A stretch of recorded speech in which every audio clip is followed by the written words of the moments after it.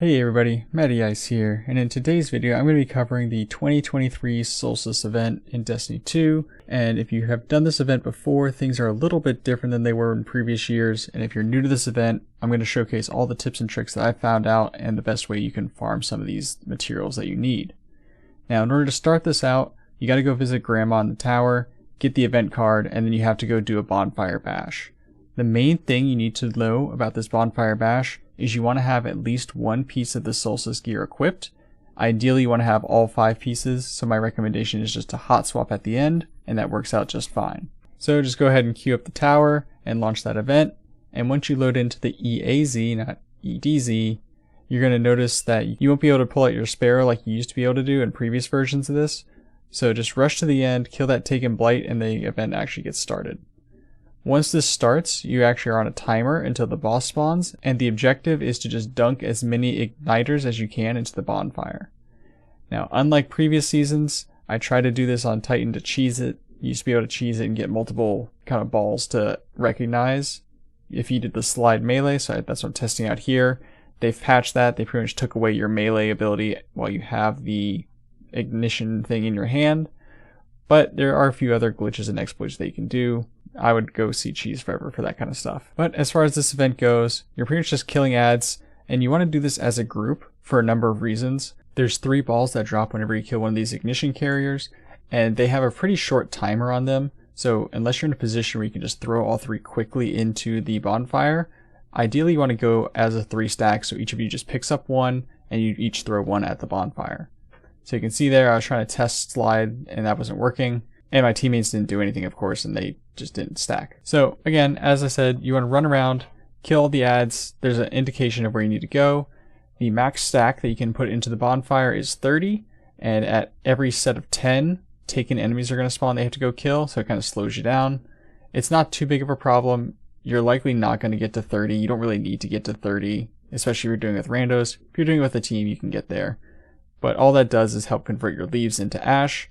So when you kill this big guy, you're going to get more leaves turned into ash, depending on the amount of stacks that you have, and depending on how much gear you're wearing. So in this instance here, this is my first run on my Titan. I forgot to swap over to my gear at the end, so I don't get any ash on the side of my screen.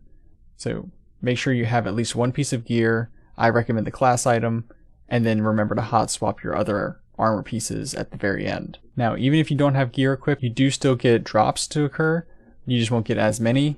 I think you can get up to like 4 drops if you do this properly with all the gear on. So you can see here on my Warlock, I actually remember to hot swap all my gear. And as soon as the event is over, you'll see the ashes pop up, and then all of the other collectibles will be on the ground. So once you've gotten your first bonfire bash out of the way, you got to go visit Grandma again and finish up the initial quest portion of this, kind of introducing you to how bonfire bash works, and that unlocks the rest of the challenges. Now these are the most important part. I'm going to go through them on screen here if you want to take a look. But the main thing you need to know about these are you want to go for the kindling. That's the most important resource for this whole event. And some of these challenges give you more than one kindling. Usually they're the ones at the very end, so like the most bonfires stoked, the most enemies defeated. But there are a few that give +2 that aren't like that, such as the killing people with hand cannons, shotguns, and rocket launchers. This works for PvP or PvE. Doing the ones where you have to kill any bosses in the system, that's pretty easy to do. And then also where you have to do events on Neptune. These are just some of the easy ones that you can complete, and you really want to make sure you can hit multiple of these at the same time.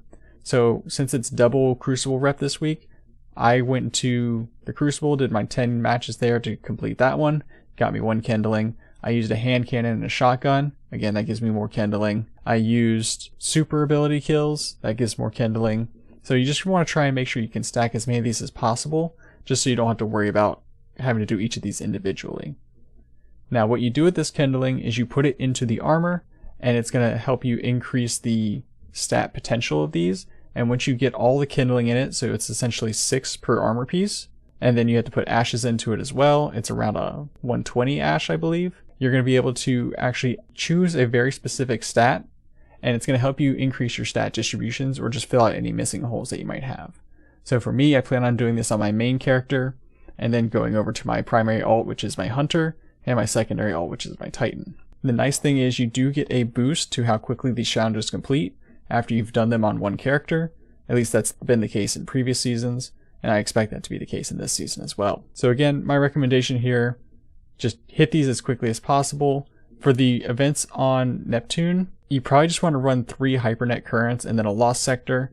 That's going to get you probably the best results here. The Hypernet current strike is going to give you 30%. If you want to do the Root of Nightmare raid, that's 70%, so you just do one of those.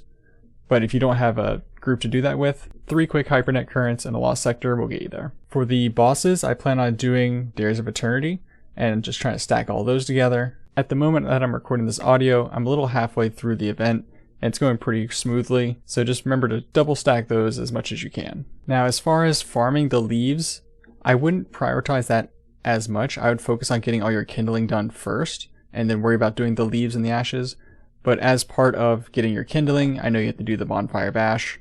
So the main thing you want to look out for is if you're just doing playlist activities, you get an extra 1 if you have a full set of gear equipped. If you just want to keep your class item on, you'll get 4 instead of 5.